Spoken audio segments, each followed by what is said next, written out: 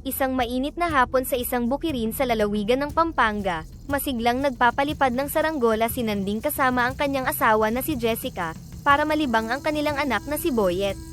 Napakalawak ng kalangitan, at habang ang saranggola nilang may kulay na pula at dilaw ay lumilipad ng mataas sa ere, tila sinasalamin nito ang kasiyahan ng pamilya.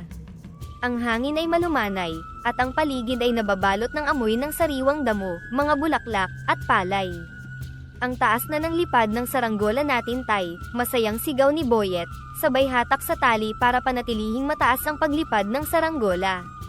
Ngumiti si Nanding, pinagmamasdan ng anak na labis ang kasiyahan. Oo nga anak, sagot niya, habang hinahawakan ang maliit na kamay ni Boyet sa tali. Alam mo, kung matyaga tayo at marunong tayong mag-aruga, kahit ang maliit na saranggola, kayang-kayang lumipad ng mataas. Ngumiti si Boyet, gusto kong maging magaling magpalipad ng saranggola katulad mo tay, sabi ng bata, sabay hinigpitan ang hawak sa tali. Sa tabi nila, si Jessica naman ay tahimik na pinagmamasdan ang kanyang mag-ama. Iniisip niya kung paano nila napagtagumpayan ang maraming pagsubok sa buhay. Salamat Nanding, sa lahat ng sakripisyo mo para sa amin, wika niya, habang tinitingnan ng kanyang asawa na may pagmamalaki at pasasalamat. Dama niya ang init ng pagmamahal sa bawat pag-ihip ng hangin na tila'y sinusuklian ang kanilang pag-iibigan. Basta para sa inyo, gagawin ko ang lahat, tugon ni Nanding, bahagyang nagpapakumbaba ngunit malinaw na dama ang lalim ng kanyang pagmamahal sa pamilya. Nangungusap ang kanyang mga mata, na para bang ipinapahayag na ang pamilya ang siyang tunay na dahilan ng kanyang kasiyahan at inspirasyon. Sa gitna ng kanilang kasiyahan, biglang nagbago ang ihip ng hangin, at isang makislap na liwanag ang biglaang lumitaw sa harapan nila. Tumigil ang lahat, nanlaki ang mga mata ni Nanding, Jessica at Boyet. Tila huminto ang oras habang dahan-daang lumabas mula sa liwanag, ang isang nilalang na may mahahabang buhok na kumikislap na tila sinag ng araw. Nakasuot siya ng balabal na yari sa mga dahon at bulaklak, at bawat hakbang niya ay nag-iiwan ng amoy ng kagubatan, isang halimuyak na sariwa at nakaka-relax, na parang pinagsamang bango ng mga bulaklak, dahon, at hamog ng umaga. Si Boyet ay bahagyang nagtago sa likod ni Jessica, nanginginig sa takot ngunit halatang naaakit sa kababalaghan ng di inaasahang bisita.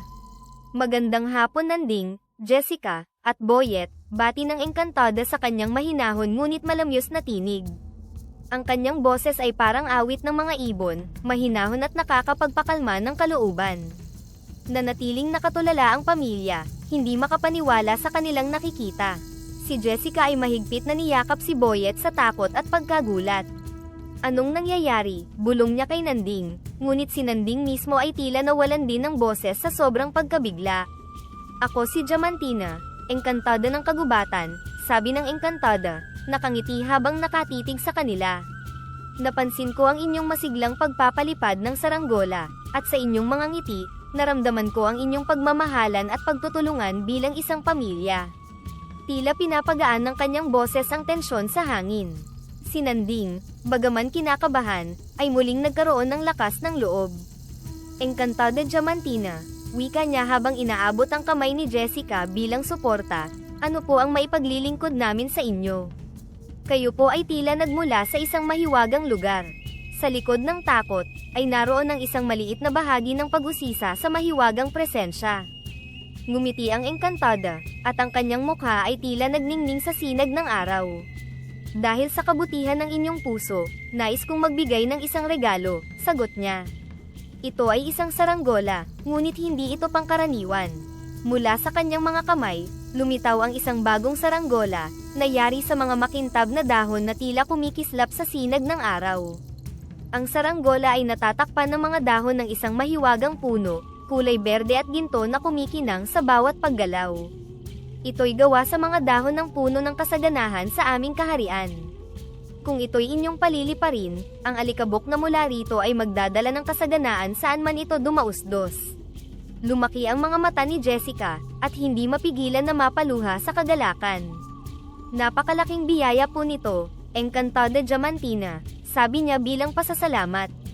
Hindi ko po akalaing darating ang ganitong himala sa amin, dagdag pa niya, hindi alintana ang mga luha na pumapatak sa kanyang pisngi. Tumawa ng bahagya ang engkantada, at ang tunog nito ay tila musika ng mga kampanilyang nagmumula sa kagubatan. Ngunit tandaan ninyo, paalala ng Encantada, biglang naging seryoso ang kanyang mukha, ang saranggolang ito ay regalo ng kagubatan para lamang sa mabuting hangarin. Gamitin ninyo ito sa paraang magpapanatili ng kapayapaan at kasaganaan sa inyong komunidad. Kapag ito'y ginamit nyo sa pansariling pakinabang lamang, mawawala ang bisa nito. Hinawakan ng mahigpit ni Nanding ang bagong saranggola, naramdaman ang bigat ng responsibilidad. Nangangako kami, Encantada Diamantina. Gagamitin namin ang biyayang ito para sa ikabubuti ng aming nayon. Ang kanyang boses ay puno ng determinasyon at paggalang. Ang Encantada ay ngumiti, at ang kanyang mga mata ay tila nagbigay ng kalinga at pag-asa. Ang pangakong yan ang siyang magbibigay sa inyo ng gabay, wika niya. At tandaan nyo, ang kasaganahan ay mas matimbang kapag ito'y ibinahagi. Sa pagngiti ng Encantada, isang liwanag ang pumalibot sa kanya at dahan-dahan siyang naglaho sa ere. Ang amoy ng kagubatan ay nanatili sa kanilang paligid, habang ang liwanag ay bumalik sa karaniwang liwanag ng araw. Ang pamilya ay natigilan, hindi makapaniwala sa kakaibang pangyayaring kanilang nasaksihan.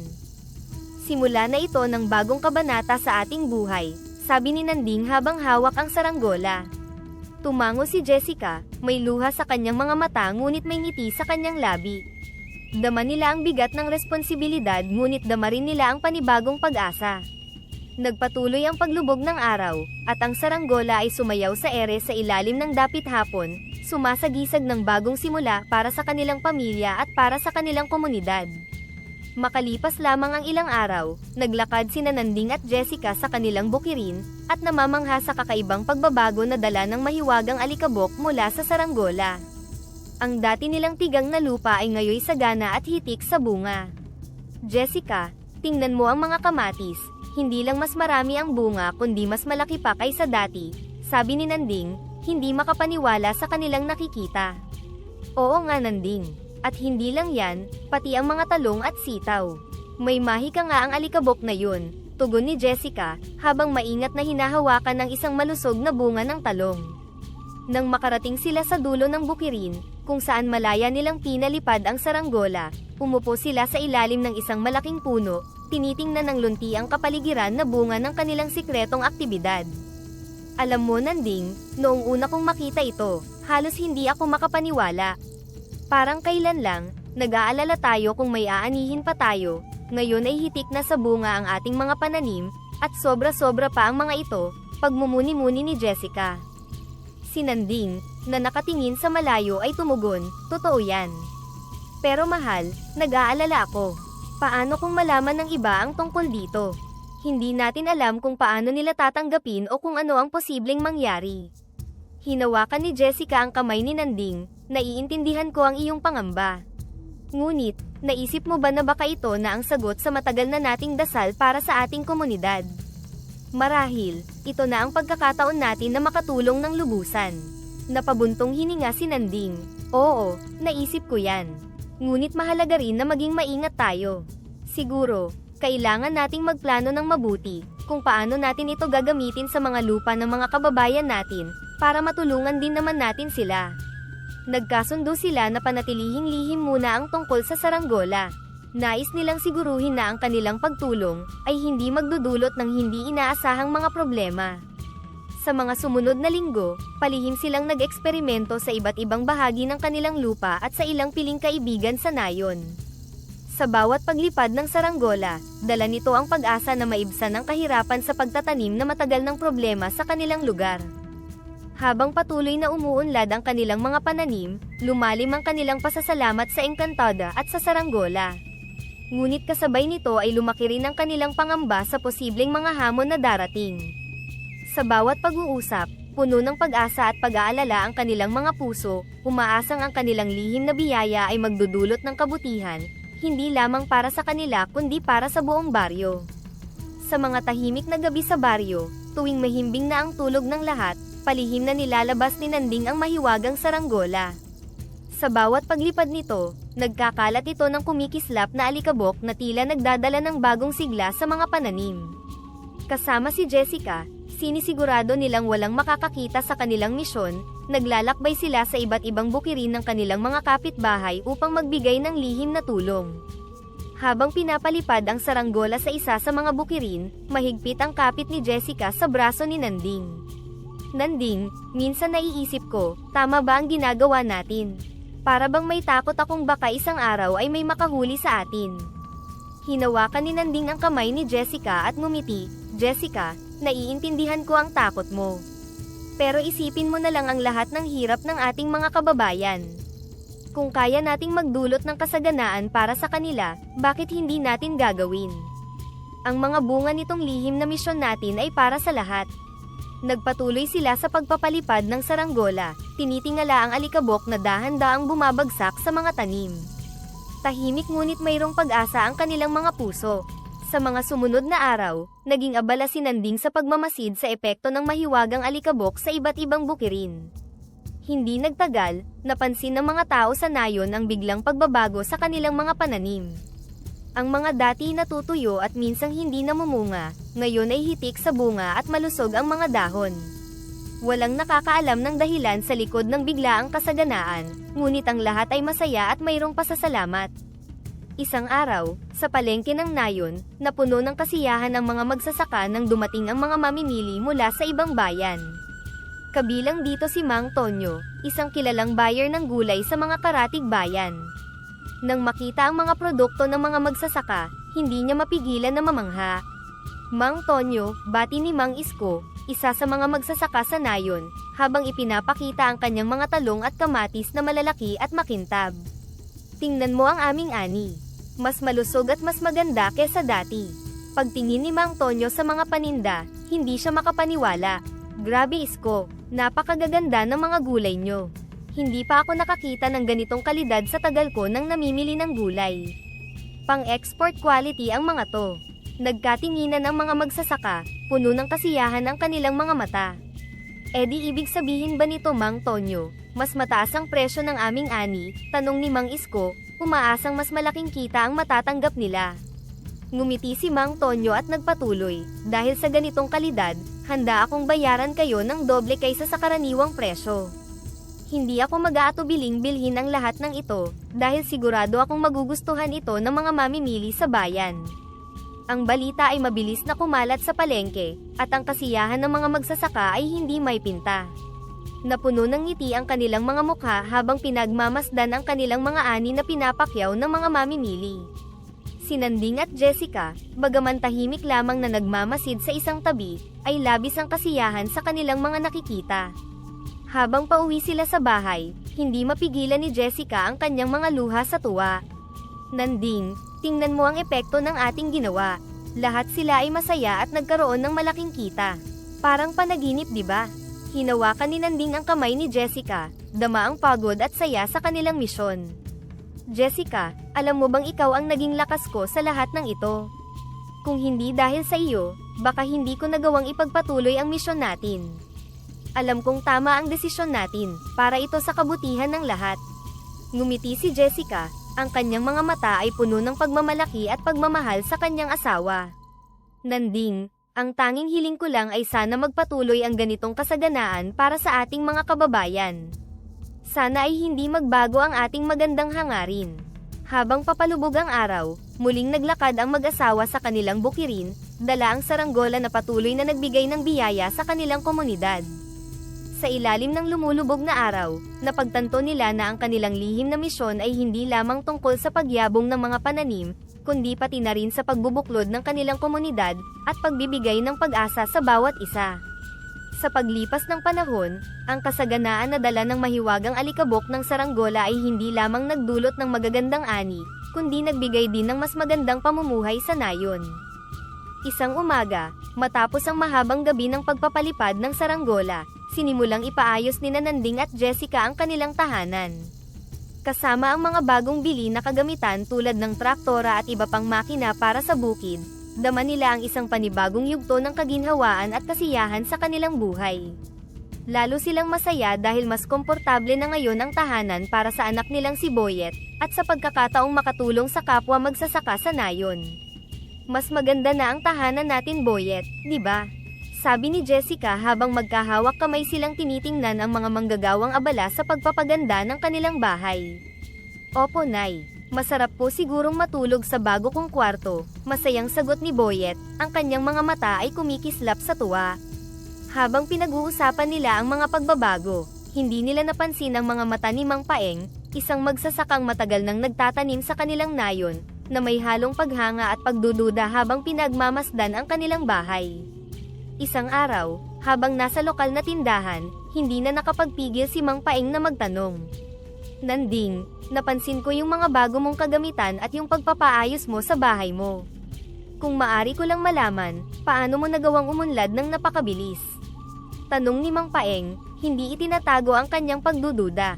Nag-aalangan man, pinilit ni Nanding na manatiling mahinahon, habang sinasagot ang tanong ni Mang Paeng. Mang Paeng, maganda lang po talaga ang naging takbo ng panahon para sa atin ngayong taon, at nagdesisyon kami na ilaan ang kinita sa pagpapaganda ng tahanan, at pag-upgrade ng mga kagamitan para mas mapadali ang trabaho sa bukid. Subalit hindi pa rin lubos na kumbinsido si Mang Paeng. Nanding, matagal na akong nagtatanim dito sa nayon, at bihira lang ako makakita ng ganitong klase ng pagbabago sa ani ng isang taon lang. Sigurado ka bang yun lang? Wala ka bang ibang dahilan o sikreto?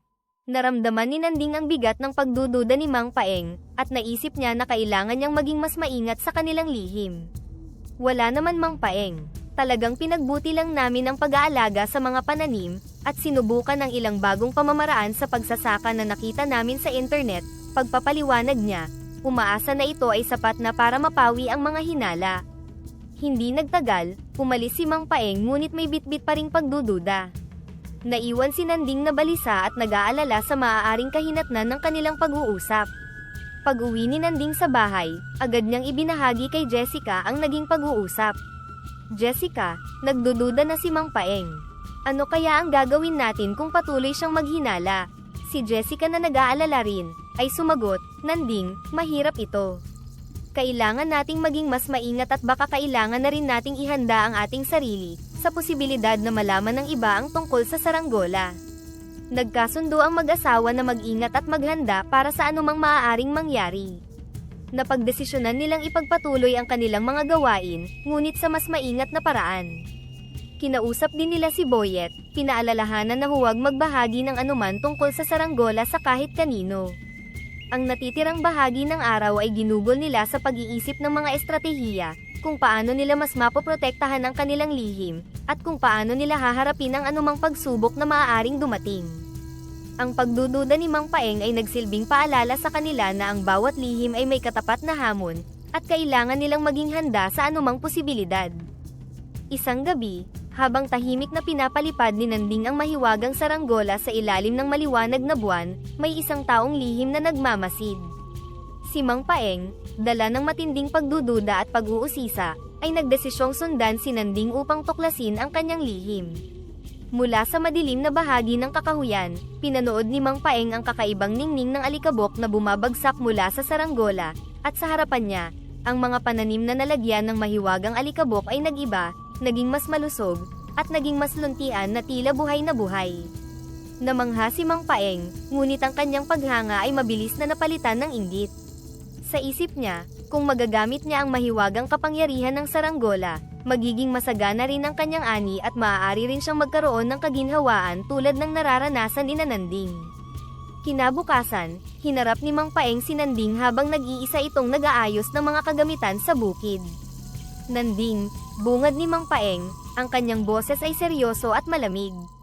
Alam ko na ang tungkol sa saranggola mo. Nakita ko kagabi ang ginagawa mo sa iba't ibang bukid dito sa ating nayon. Nagulat si Nanding at hindi agad nakapagsalita. Mang Paeng, hayaan niyo pong ipaliwanag ko. Ngunit hindi siya pinatapos ni Mang Paeng. Hindi ko na kailangang marinig pa. Simple lang ang hihingin ko. Kung hindi mo gustong ipaalam ko sa buong nayon ng lihim mo, kailangan mong ibigay sa akin ang kalahati ng iyong ani. Kung hindi, ibubunyag ko sa lahat kung anong ginagawa mo sa gabi. Hindi alam ni Nanding kung ano ang sasabihin niya, dama ang bigat ng pagbabanta ni Mang Paeng. Alam niyang maaaring magdulot ito ng gulo sa kanilang nayon, lalo na't hindi lahat ay maaaring makaintindi sa tunay na layunin ng saranggola. Pag-uwi ni Nanding sa kanilang tahanan, agad niyang ibinahagi sa asawa niya ang nangyari. Jessica, natuklasan na ni Mang Paeng ang tungkol sa saranggola. Balak niyang ibunyag ang lihim natin maliban na lang kung ibibigay ko sa kanya ang malaking bahagi ng ani natin. Sumilay ang lungkot at pagkabalisa sa mukha ni Jessica, ngunit pinilit niyang maging mahinahon para kay Nanding. Hindi tayo maaaring sumuko sa pananakot niya. Kailangan nating panatilihin ang kapayapaan dito sa nayon, pero hindi sa pamamagitan ng pagpayag sa kanyang hiling. Natahimik si Nanding, hindi malaman kung ano ang gagawin. Sa wakas, nagsalita si Jessica, puno ng determinasyon, may naisip akong solusyon, Nanding. Imbes na basta ibigay sa kanya ang ani natin, bakit hindi natin siyang imbitahan na sumali sa ating misyon? Ipakita natin sa kanya ang tunay na layunin ng saranggola. Kung makikita niya ang epekto at mabuting intensyon ng ginagawa natin, baka maunawaan niya at tumulong na rin. Nagdadalawang isip si Nanding ngunit napag-isipang tama ang mungkahi ni Jessica. Kinabukasan, muling hinarap ni Nanding si Mang Paeng sa kanilang bukid. Mang Paeng, bungad ni Nanding, handa akong makipagkasundo. Tutulungan kitang mapabuti ang iyong bukirin gamit ang saranggola, pero hindi lang para sa sarili mong kapakinabangan. Iniimbitahan ka naming maging bahagi ng aming misyon para sa buong nayon. Ang layunin namin ay mapabuti ang ani ng lahat, hindi lamang para sa iilang tao. Nag-isip ng mabuti si Mang Paeng. Alam niyang may malaking maitutulong ang saranggola sa kanyang mga pananim, ngunit hindi siya makapaniwalang iniimbitahan siya ni Nanding na maging bahagi ng ganitong misyon. Bakit mo gagawin ito? Hindi ba't para sa iyong pamilya ang saranggola? Bakit gusto mo pang ibahagi sa iba? Tumingin ng seryoso si Nanding at nagsalita, Mang Paeng, ang saranggolang ito ay ibinigay sa amin upang magdala ng kasaganaan, ngunit hindi ito para sa amin lamang. Naniniwala kami ni Jessica na ang tunay na halaga ng biyaya ay nasa pagbabahagi at pagtutulungan. Ang kasaganaan ay mas mabigat kapag ito'y ibinabahagi sa lahat. Dahan-daang nagbago ang ekspresyon ni Mang Paeng. Nabawasan ang kanyang pagdududa at inggit, napalitan ng pag-unawa. Huminga siya ng malalim bago nagsalita, kung totoo ang sinasabi mo, at kung handa kang ibahagi sa akin ang misyon na ito, tatanggapin ko ito. Susubukan kong tumulong at sisikapin kong intindihin ang layunin ninyo. Napangiti si Jessica, at dama ni Nanding ang paggaan ng kanyang loob. Salamat Mang Paeng. Simula ngayon, magiging bahagi ka ng misyon na ito. Simula nang maging kabahagi si Mang Paeng sa kanilang lihim, mas lalo pang lumawak ang sakop ng pagtulong ng mahiwagang saranggola. Gabi-gabing magkasama sina Nanding, Jessica, at Mang Paeng sa pagpapalipad ng saranggola sa iba't ibang bukirin sa nayon, at sa bawat paglipad nito, patuloy ang pagdami ng ani at kasaganaan ng buong komunidad. Sa panahong iyon, unti-unting naunawaan ni Mang Paeng ang tunay na kahalagahan ng pagkakaisa. Hindi lamang siya naging saksi sa milagrosong epekto ng saranggola, kundi naging aktibo siyang tagapagtaguyod ng kagalingan para sa lahat. Ang kanilang lihim na misyon ay nagdulot hindi lamang ng kasaganaan, kundi ng mas malalim na pagkakaunawaan, tiwala, at pag-asa sa buong nayon. Sa isang dapit hapon ng isa pang araw ng pag-aani, sina Nanding, Jessica, at Mang Paeng ay nagpahinga sa lilim ng isang malaking puno, sa gilid ng isa sa mga bukirin na kanilang natulungan. Ang hangin ay may dalang halimuyak ng mga sariwang gulay, at sa kanilang paligid, ang mga magsasaka at kanilang mga pamilya ay abala sa pag-harvest ng masaganang ani. Talaga namang malaki ang ipinagbago ng maraming buhay dito sa atin mula nang gamitin natin ang saranggola, sambit ni Nanding habang pinagmamasdan ang mga taong masiglang nagtatrabaho at nakikipagtawanan. Hindi lamang sa atin, kundi sa buong nayon.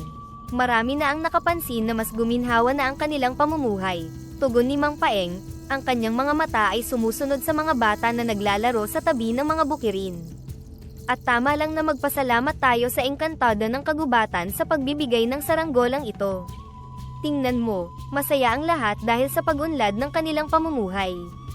Si Jessica, nadala ang talaan ng kanilang mga aktibidad, ay nagdagdag, at hindi lang ang pagdami ng ani, kundi pati na rin ang pagbaba ng mga kaso ng sakit. Malusog ang mga tao, mas masigla ang mga bata, at lalong lumakas ang diwa ng komunidad. Nagpatuloy sila sa pagpapalitan ng mga kwento at karanasan. Sa gitna ng kanilang pag-uusap, dahan-daang nagbago ang tono mula sa pagbabahagi ng mga tagumpay, patungo sa pagtalakay sa mga hamon ng pagpapanatili ng kanilang lihim. Nag-usap sila ng may pag-iingat at determinasyon, pinaplano ang kanilang mga susunod na hakbang. Ang bawat detalye ng kanilang misyon ay mahalaga, mula sa pagpili ng bukirin hanggang sa tiyempo ng pagpapalipad ng saranggola, upang matiyak na mananatiling lihim ang kanilang ginagawa. Mang Paeng, sigurado ka bang ayos lang sa iyo na ganito ang ating gagawin? Tanong ni Nanding, sinisiguro ang pakiramdam ng matanda. Alam kong malaki ang iyong isinakripisyo para sumama sa amin sa misyong ito. Si Mang Paeng, na ngayon ay mas nakakaramdam ng kapayapaan sa kanilang ginagawa ay tumugon, Nanding, Jessica, noong una, aaminin ko, nahirapan ako. Pero ngayon, nakikita ko kung paano ito nakakatulong sa marami. Masaya ako na bahagi ako nito. Nagpatuloy ang kanilang pag-uusap, pinag-uusapan kung paano nila mapapanatiling ligtas ang lihim na ito. Kailangan nating siguraduhin na hindi ito malalaman ng marami. Hindi lamang dahil sa maaaring pagsimulan ito ng inggit, kundi dahil na rin sa posibleng maling paggamit ng kapangyarihan ng saranggola, paalala ni Jessica. Minsan, nag-aalala ako na baka may mga taong magtangka na nakawin ang saranggola, o mas masahol, gamitin ito para sa kasamaan, sabi ni Nanding, na may halong pag-aalala. Oo, tama ka Nanding.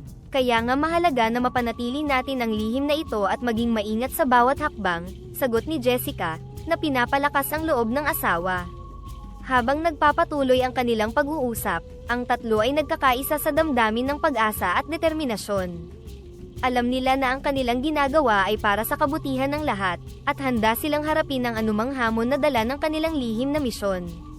Ang kanilang mga saloobin ay puno ng pag-asa at determinasyon, at habang lumulubog ang araw, nag-iwan ito ng pangako ng bagong umaga na puno ng posibilidad, at pag-unlad para sa kanilang minamahal na nayon.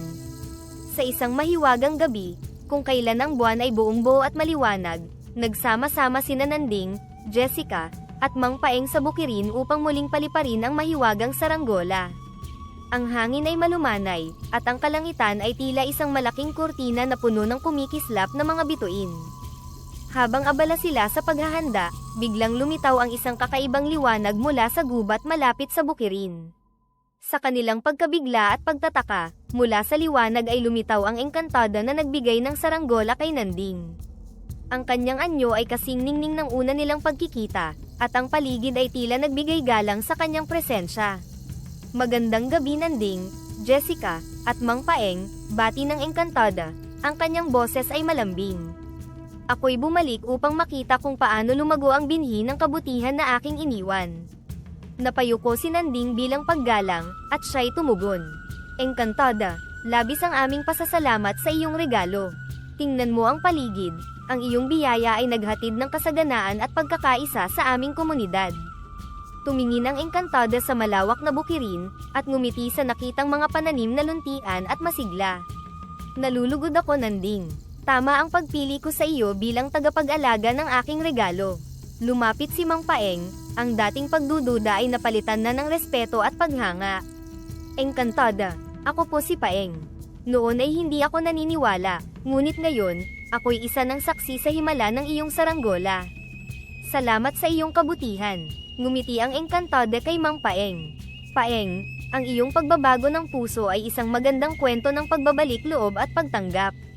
Bilang gantimpala at pagkilala sa iyong pagtulong at pagkakaisa kay Nanding at Jessica, may dala akong regalo para sa iyo. Sa isang kisap mata, may lumitaw na isa pang saranggola sa kanyang kamay, ito'y kumikinang at mas matingkad ang mga kulay kumpara sa nauna. Ang saranggolang ito ay para sa iyo Paeng. Gamitin mo ito upang palawakin pa ang kabutihan na nasimulan na, sabi ng engkantada, iniaabot ang saranggola kay Mang Paeng. Napaluha si Mang Paeng sa labis na saya at pasasalamat. Tatanggapin ko ito ng may buong puso at pangako na itutuloy ang misyon ng kabutihan. Tumingin naman ang engkantada kina Nanding at Jessica. Patuloy ninyong pangalagaan ang inyong nayon, at ibahagi ang diwa ng pagtutulungan at pagkakaisa. Ang inyong gawain ay magsisilbing inspirasyon hindi lamang dito kundi sa iba pang lugar. Bago umalis, hinipo ng engkantada ang lupa, at sa isang iglap, mas lalo pang sumigla ang mga pananim.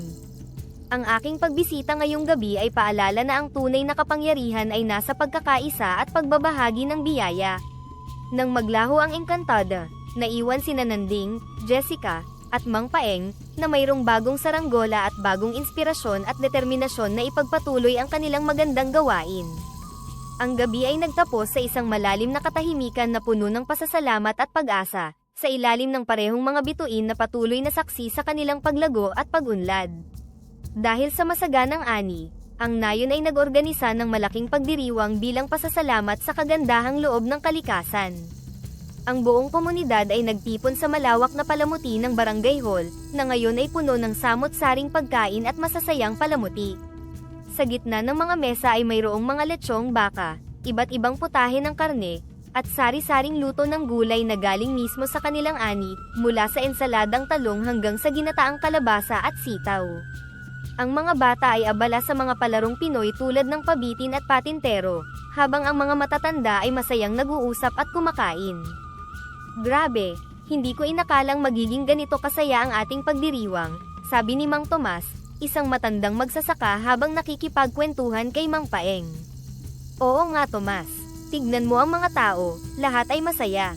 Salamat sa biyaya ng magandang ani, ang laki ng pinagbago ng ating buhay dito sa nayon. Tugon ni Mang Paeng, ang kanyang mata ay sumasalamin sa kasiyahan. Sa isang sulok, sina Nanding at Jessica ay abalang nagpapakain kay Boyet ng fried chicken, ang paborito nitong pagkain. Tumatawa si Boyet dahil sa mumuntikang tumapon ang gravy sa kanyang damit. Nanding, tingnan mo si Boyet, napakasaya niya, sambit ni Jessica, puno ng pagmamahal at kasiyahan habang pinagmamasdan ang kanilang anak. Oo Jessica, at hindi lang si Boyet, tingnan mo ang lahat ng mga bata at matatanda dito. Lahat tayo ay nagdiriwang hindi lang dahil sa ani, kundi dahil din sa pagkakaisa na ating naipundar, tugon ni Nanding, ang kanyang boses ay puno ng pagpapasalamat. Habang nagpapatuloy ang pagdiriwang, lumapit si Aling Maria, ang lokal na guro sa paaralan, kina Nanding at Jessica. Nanding, Jessica, nais kong magpasalamat sa inyo. Dahil sa inyong tulong, mas naging masustansya ang pagkain ng ating mga estudyante. Nakita ko ang malaking pagbabago sa kanilang kalusugan at sigla, anya. Nagpapasalamat kami Aling Maria, masaya akong makatulong at makita ang pagbabago sa kalusugan ng mga estudyante, sagot ni Jessica, na ngayon ay humaharap sa isang bagong kaibigan na nagpapahayag ng pasasalamat. Sa pagtatapos ng gabi, nagtipon ang lahat para sa isang malaking sayawan. Ang musika ng rondalya ay mas lalong pinasaya ang damdamin ng mga tao, at sa bawat halakhak, nadama ang tunay na diwa ng komunidad, ang pagkakaisa, pasasalamat, at pag-asa. Habang sumasayaw, nagkatinginan sina Nanding, Jessica, at Mang Paeng. Walang salitang kailangan upang ipahayag ang kanilang nararamdaman, ang kanilang mga ngiti at mga mata ay sapat na para sa lahat. Alam nila na sa kabila ng mga pagsubok at hamon, ang saranggola ay patuloy na magiging simbolo ng kanilang pagkakaisa at pagsusumikap. Ang saranggola, na dati ay isang simpleng laruan na pinapalipad para sa kasiyahan, ngayon ay naging simbolo ng pag-asa at kayamanan, hindi lamang sa aspetong material, kundi pati na rin sa pagmamahalan at pagkakaisa ng komunidad. Sa ilalim ng mga bituin ng gabing iyon, nagdiwang ang nayon hindi lamang sa kasaganaan ng ani, kundi sa mas malalim na yaman ng kanilang samahan.